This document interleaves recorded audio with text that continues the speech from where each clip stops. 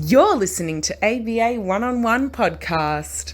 Come explore the No Strings Attached e-news online magazine. Our global array of authors inspire, delight, and educate with practical and entertaining articles. And with Focus On, we help producers of film, web series, and other video content attract a wider audience. Plus, your project can stream on Roku, Apple TV, Fire TV, and more with our media partners E360 TV and NETV. No Strings Attached e-news, focusing on human interest. Advertising available, nsaen.com. The best way to keep up with everything happening around here at ABA 101 is to join our monthly newsletter. Just for joining, we give you $230 worth of free gifts from our sponsors once you confirm your email address. You can unsubscribe at any time, but why would you? Just go to our website, www.aba101.club, scroll to the bottom of the page, and subscribe.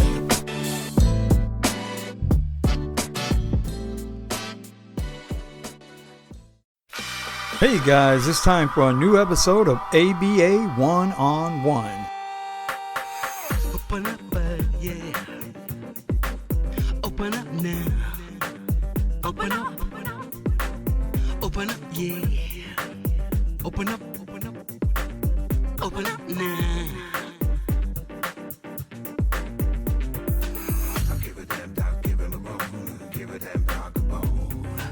I give a damn dog, give him a bone. Give a damn dog a bone. I give him a bone. Hey guys, welcome back to another ABA 101. We took off for Thanksgiving, but we're back. I've got Brian and Rick back in the house with me, and special guest today, Brendan Suhr. I hope I said that right. Yes, sir. There we go. All right. Hey, welcome to ABA 101, Brendan. It's my honor. You know, I'm a huge Australia basketball fan. Had maybe right now our number one Australian player for next year's Olympic team, Ben Simmons. I was lucky enough to coach him at LSU. His one and only year there, and I don't know if Brian Gorgian has announced it yet, but Ben will be playing in the Olympics with the Boomers this summer. Cool. So that'll be great news for them.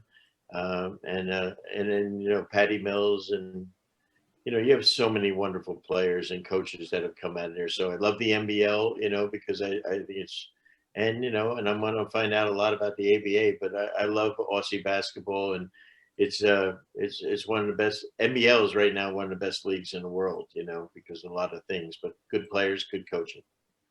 Oh, cool. Yeah.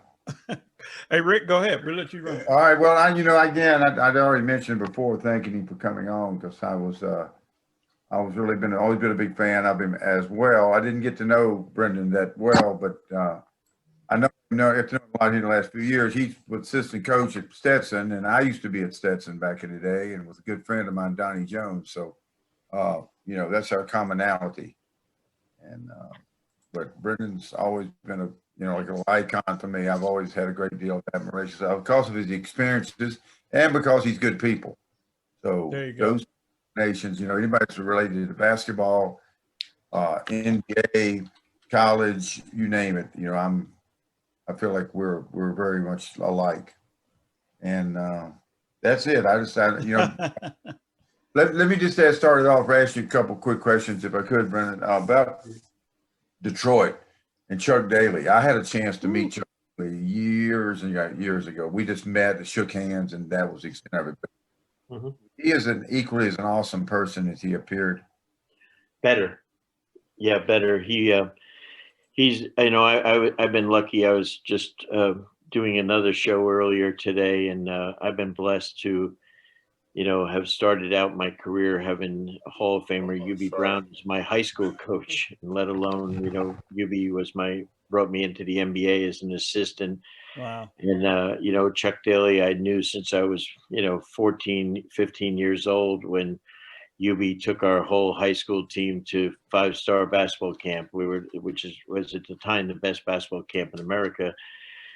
And 5-star, we had only 48 campers back then, the first year ever. And I was telling someone the 4 speakers that they had for 48 little kids was UB Brown, who was a high school coach, so he was just on the staff, but they brought in Chuck Daly as an assistant at Duke University, the Hall of Famer George Raveling from Wow. Villanova, an iconic coach and human being, and then another Hall of Famer, you know, the incredible Bob Knight, you know, who was the coach at that time at West Point.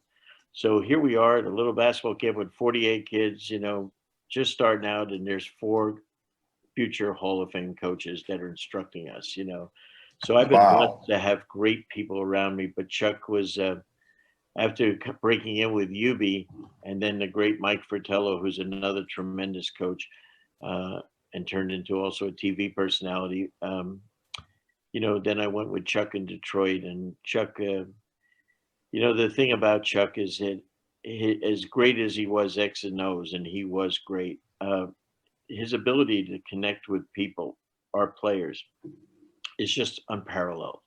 And he just had this instincts about him that made him understand, and he always knew the right thing to say to him, which very few coaches do. But whether it was Michael Jordan, who was playing on the Bulls, and the Pistons and the Bulls hated each other, but you know, Michael loved Chuck, and you know, or you know, the Hall of Famers that we had on our team, whether it be Rodman or Isaiah or Dumars, you know, all different individuals. He had this unique ability to understand that you have to coach every player differently. And I always say that, you know, UB gave me my, you know, my master's degree in coaching, and UB gave me my PhD, you know, I mean, you know, Chuck was just amazing, you know, and he's known as a great defensive coach, but I thought he was absolutely brilliant offensively also. So he's just amazing. Got into the Hall of Fame, if you can imagine this, coaching only as a head coach for 12 years in the NBA. Wow. Wow. Yeah, and then so there's a lot of stories that we could talk about Chuck, but I could probably do it 2 hours on him. But I just love the man to death, and you know, he was just so good to me in my career, and you know, and you know, and UB was the same way, you know. So you know, I look forward to talking about those guys. Yeah, that's amazing with Chuck Daly, because when I work out, I listen to my iPod and whatnot, and I listen to podcasts, and I've been listening to Hall of Fame induction speeches, and I listened to Chuck Daly's about a week ago, and I thought, man, it was totally awesome. Yeah, And Shaquille O'Neal and Michael Jordan, and you know, just listening to those speeches, how humble they were. But I listened to Chuck Daly, and I was just totally off.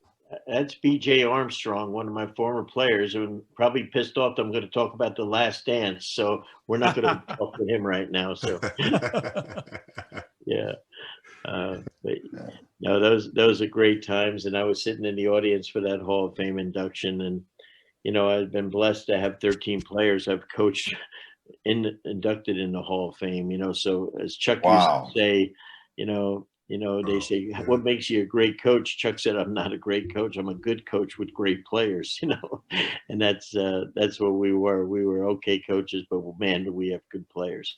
Boy, oh boy. Awesome. I can tell you, Coach, I love what you do currently, to be honest with you.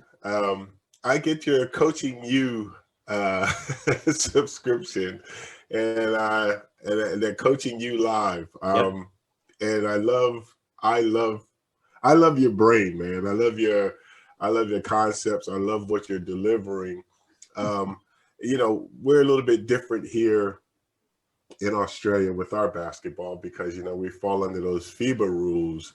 Yep. But I do like the way that you come across and how you talk about the game, how you actually teach the game, that it seems more universal than anything. You have a long history of coaching. Can you just elaborate a little bit more, say, on how you see the international scene as opposed to the scene back home? Yeah. In your thoughts and views. Yeah, I'm absolutely a huge international and FIBA fan, and the reason is because, you know, back in the early 90s, when I was coaching the Pistons, I was also president of the NBA Coaches Association. It's not a union, but it's close. And I had to go up to the NBA office and meet with David Stern in the summer, planning some meetings we were going to have with our coaches. And David, this is probably summer of '91, maybe. And he said, Brendan, who do the NBA, this is how smart David Stern was, who did the NBA Coaches Association recommend to be the head coach of the Olympic team in '92?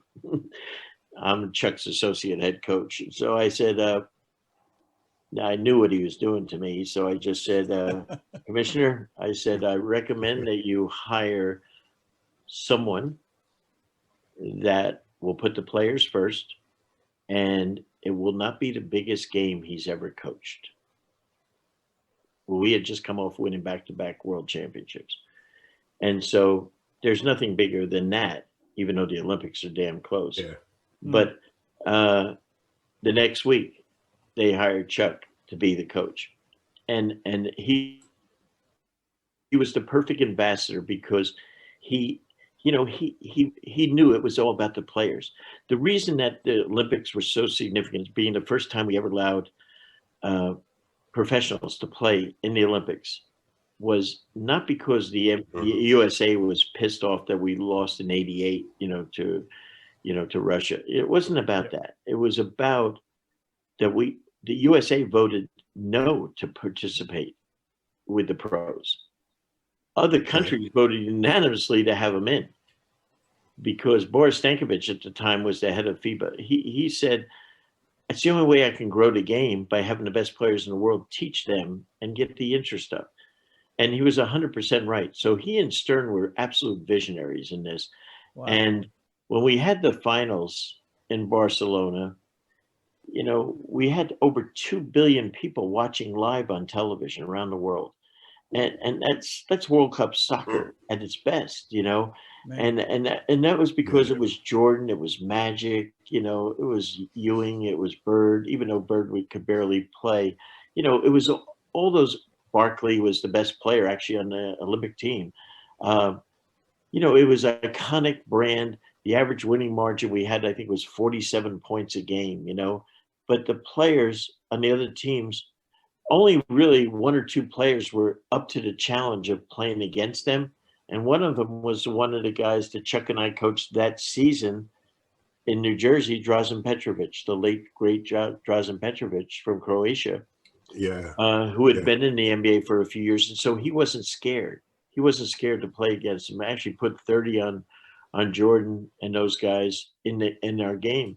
And Kukoc got shut out, literally, So and Tony turned into being a great pro. But so, I think that was the development of it. And Chuck saw that.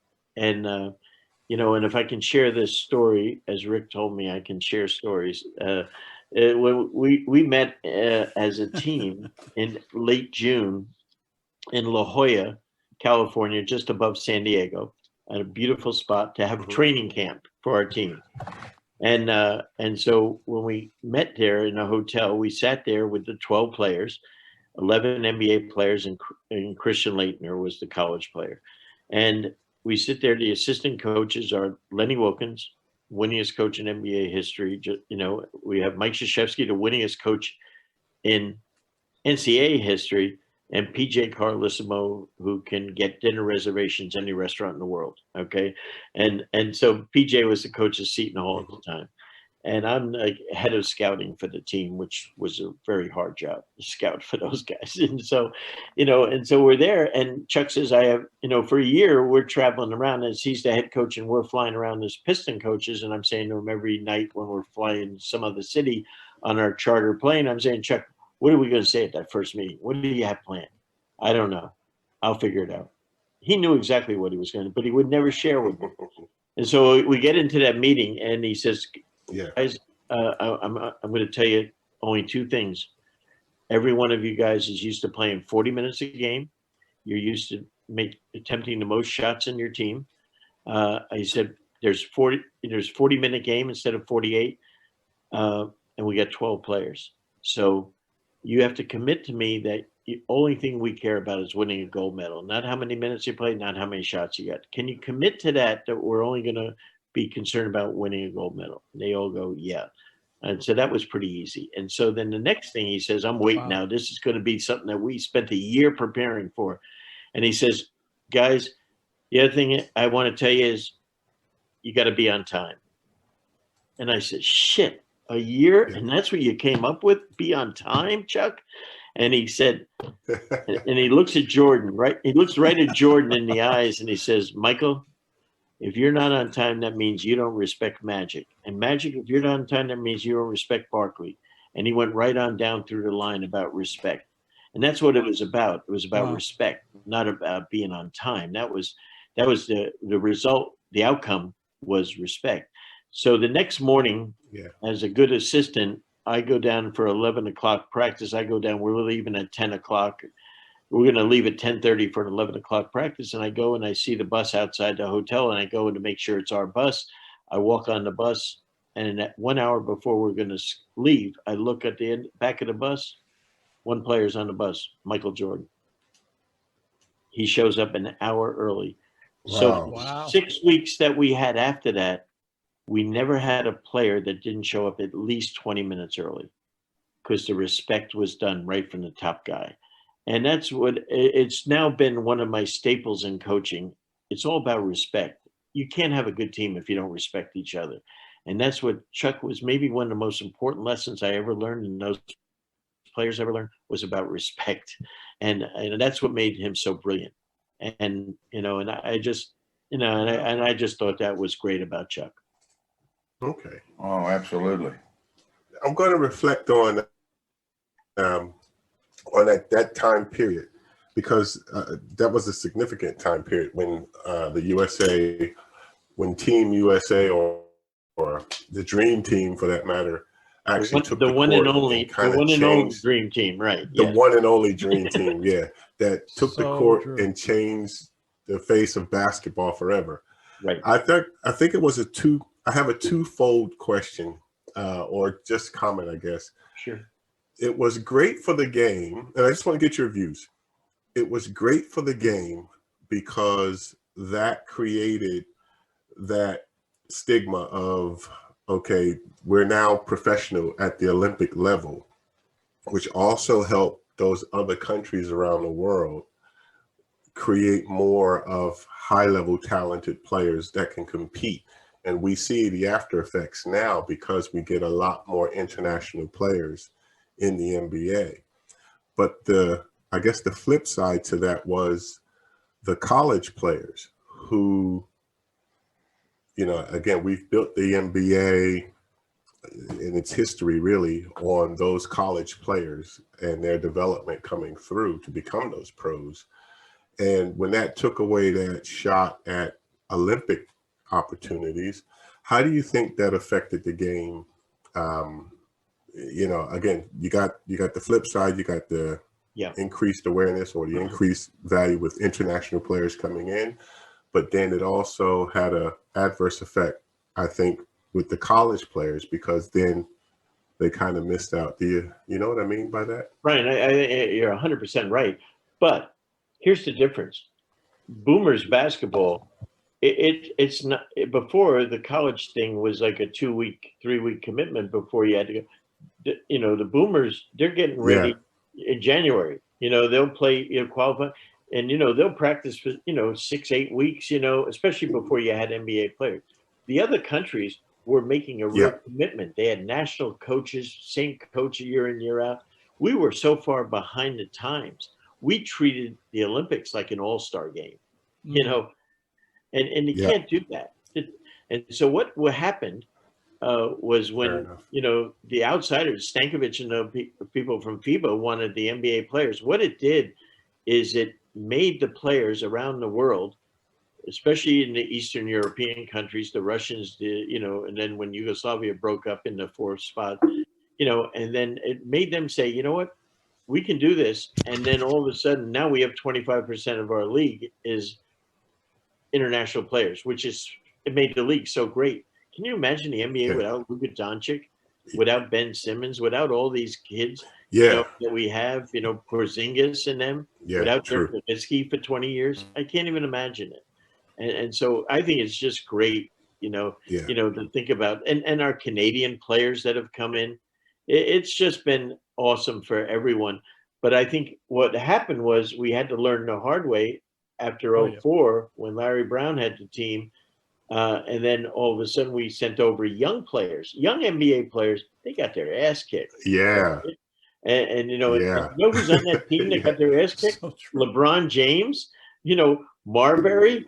There were some damn good players. Yeah. They got killed. So next thing you know, we have an emergency meeting in Chicago with Colangelo, and we have every major person in basketball in there, and they're all saying, "What should we do? What should we do?" And the next thing you know, Chuck Daly stands up and says, "Let's appoint a national team coach that'll coach this group for about 8 years, and let him be part of every time that we play. He's coaching." And they go, Wow. "That's interesting." And he said, "So what NBA coach is going to do that?" He says, "Mike Krzyzewski from Duke." And that was it. It was over. And Krzyzewski was the coach Wow. for 12 years. And Mike was fabulous at it and did great. And the NBA players, he's the only college coach I think that they would let coach them because he was that iconic. And Wow. I think that's great. If you said now, if we went now to switching to a college coach, players wouldn't play. How about that? They wouldn't Wow. play. For a Wow. college coach. Wow, See, wow. there you go. That's innovative. That's that Chuck Daly. That's well, there you go. and Jerry Colangelo, who's was the best executive we ever had in the NBA, I think, and those two, Chuck's idea, but then it all turned into a partnership between Colangelo, the NBA, and then Krzyzewski, and I think that's what historically turned it around.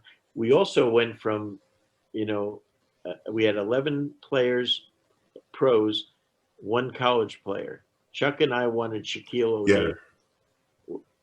Krzyzewski somehow snuck Leitner in the back door, and to be on our team. And so Shaq still talks about that. Oh, and I don't blame him. We're still with that. And what happened was, I think we're all still talking about that. Yeah, Chuck had no vote. The head coach had no vote. It was a committee. Now the head coach, Popovich now, before Krzyzewski, they're the ones that picked the team with Jerry Colangelo. And so I like that better. We went to 30 players, that we have 30 players now on the tryout team, and then we eliminate through injuries. So we actually played the dream team with Larry Bird was totally injured, couldn't play because his elbow had whacked out.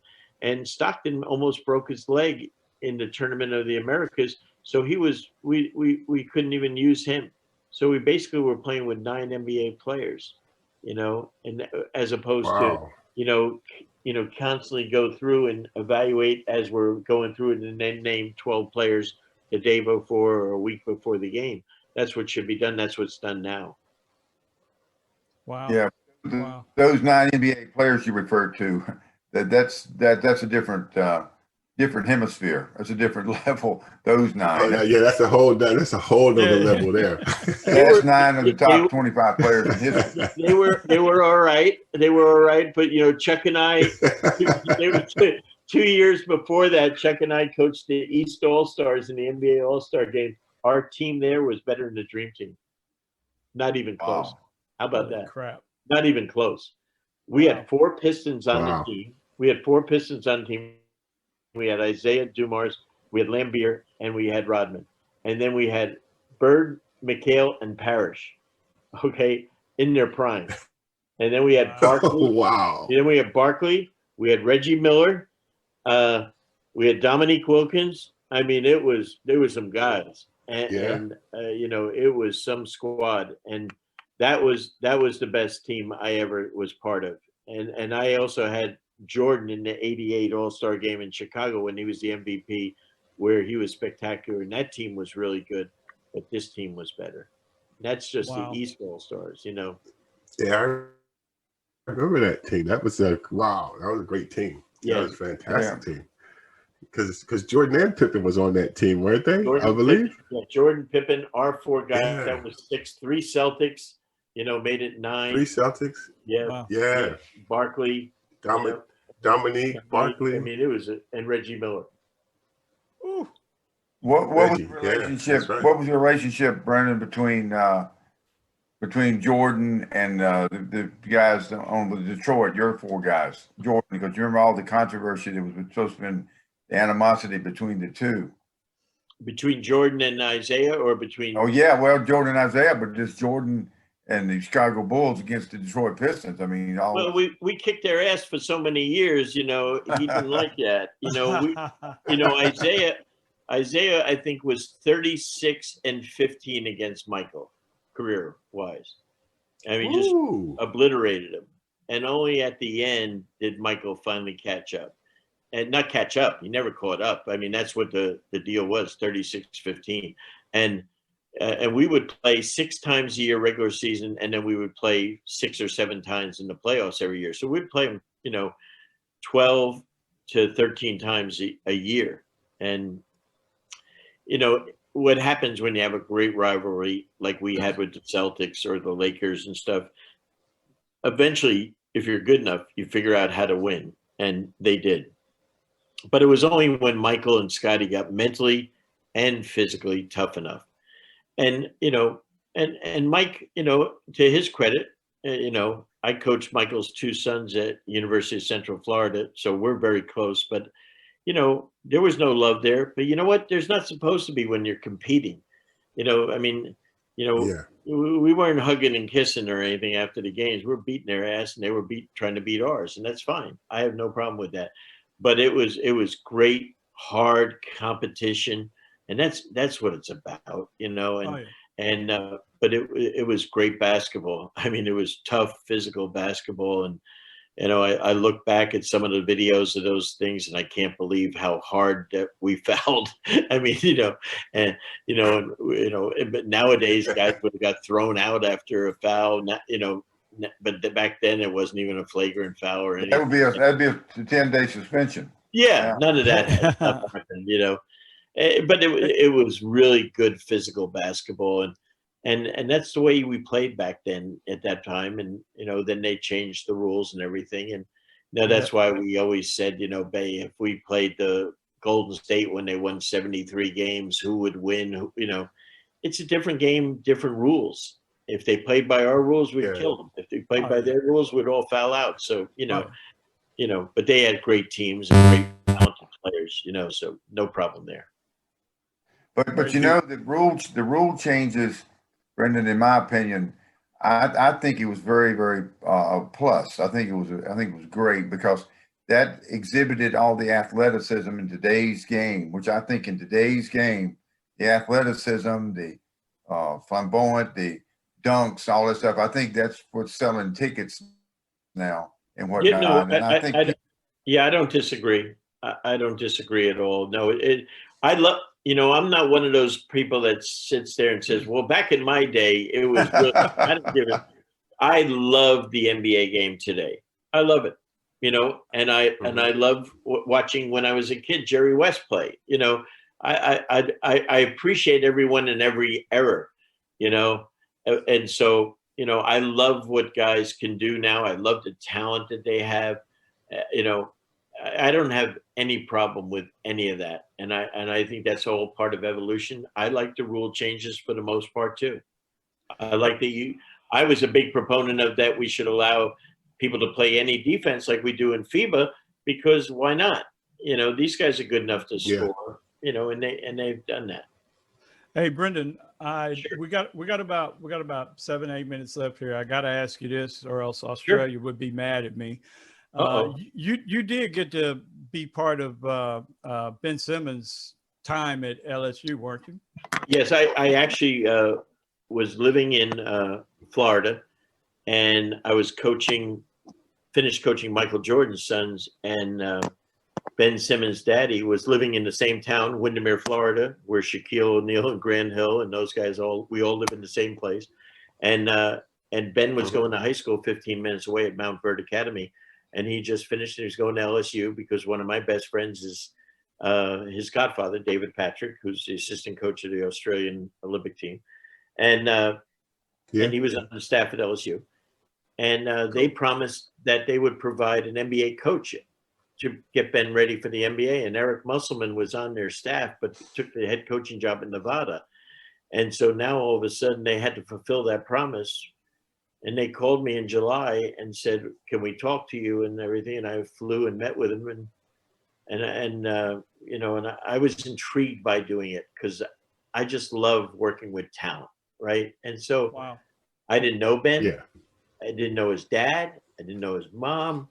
Didn't know his other 5 siblings, but I knew David Patrick, and and I didn't even know the head coach at LSU at the time. It's the only college coach I didn't know, and so I went there, and we immediately hit it off. And Doc Rivers, of course, I drafted, and I'm very, very close to him, and he was coaching the Clippers, and he said to me, "Brendan, should I trade Blake Griffin to get Ben Simmons?" I said, "If you could do it, yeah, but he's way better than Blake, and he's good. I would never trade the first pick in the draft if I'm Philadelphia, and they wouldn't. But that's how good he is." Wow.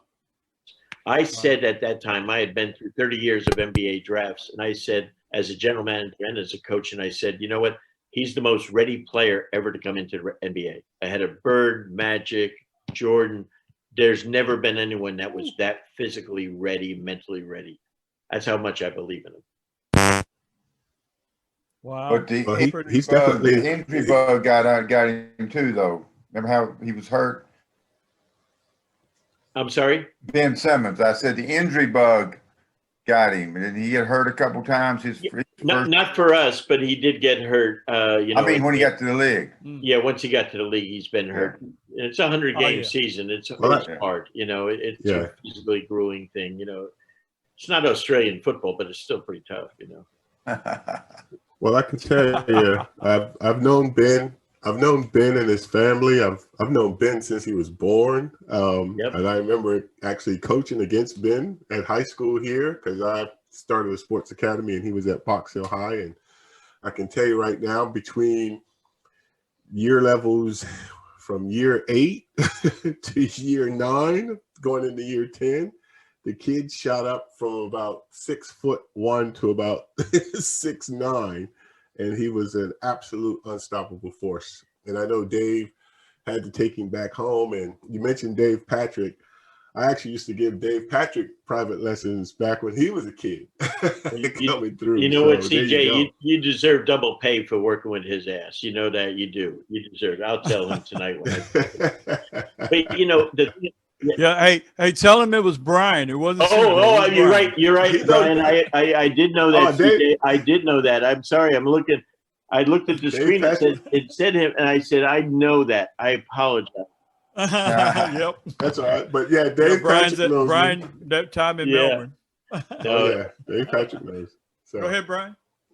Sorry, Brian. But no, I'm just saying, just with the family and, but for a player like Ben coming through, and I guess this goes back to your point too, Brendan, about really opening those doors for the international talent, because there are so many talented players that I see coming out. I mean, one of the kids that's coming out now is Josh Green, I believe, who just got drafted. Josh. And you got Dante. You got there's a lot of players here that are just knocking on the door. But see, we just don't have that same avenue like we do back in the States, where you have college that can give them that exposure. Showcase. What would you suggest?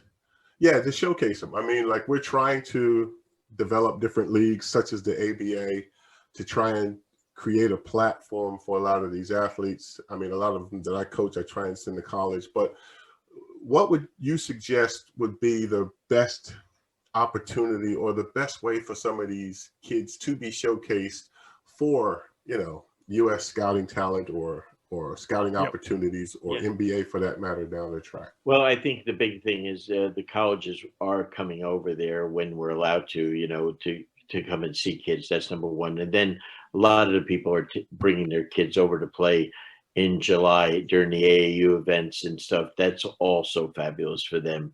It's a huge commitment financially and everything like that. But trust me, the world now,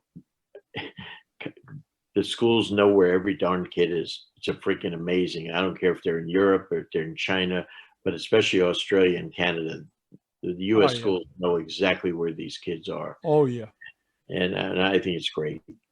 Hey man, you are so right. And look, we're gonna have to start shutting it down right about here. But I do want to be the first to tell you, man, thanks for giving us your time, Brendan. It was absolute pleasure chatting with you, man. Oh, fantastic. Fantastic.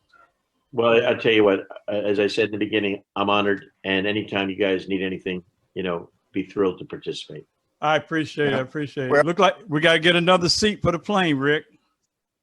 Yeah, we get another seat. We now almost overbooked. But we're good. My goodness! I don't know how I'm going to pay for this. Hey, Australia, we about to squash this COVID thing, but I'll leave that alone because that's like getting political. Don't start there, okay? That's like getting political. I'll leave that alone. Hey, but look, Brendan, we do want to say thanks, man, and thank everybody for tuning in. And I'm glad we got to talk a little bit about Australian basketball players so people can see, hey, there is, I'm sure people know, hey, the world's opening up, and good players are everywhere now. So thank you for your time. Rick, Brian, thanks once again, guys, for jumping in here with me. And thank everyone for listening to ABA 101. Let's do it again. Ciao.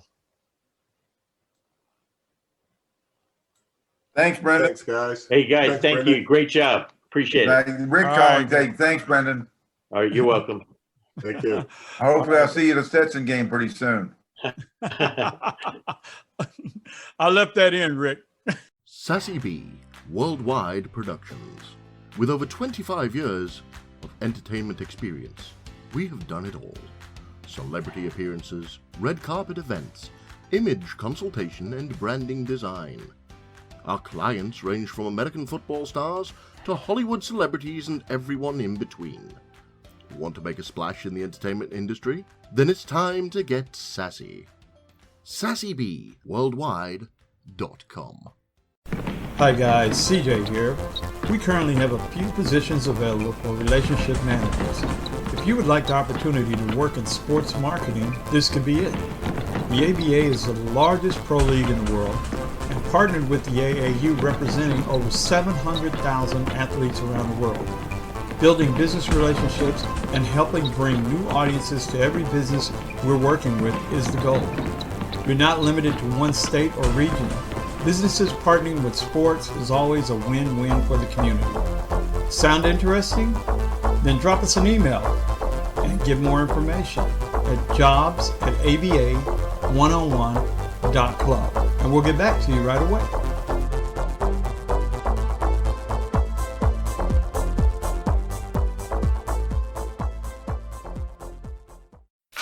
Well, that's going to do it for this week. Remember, you can keep up with every episode by subscribing via our website. Follow us on social media and tell your friends about us. Next week, new guests, more basketball tips, more basketball stories about the game we all love. Till then, be safe and keep your eyes on the ball.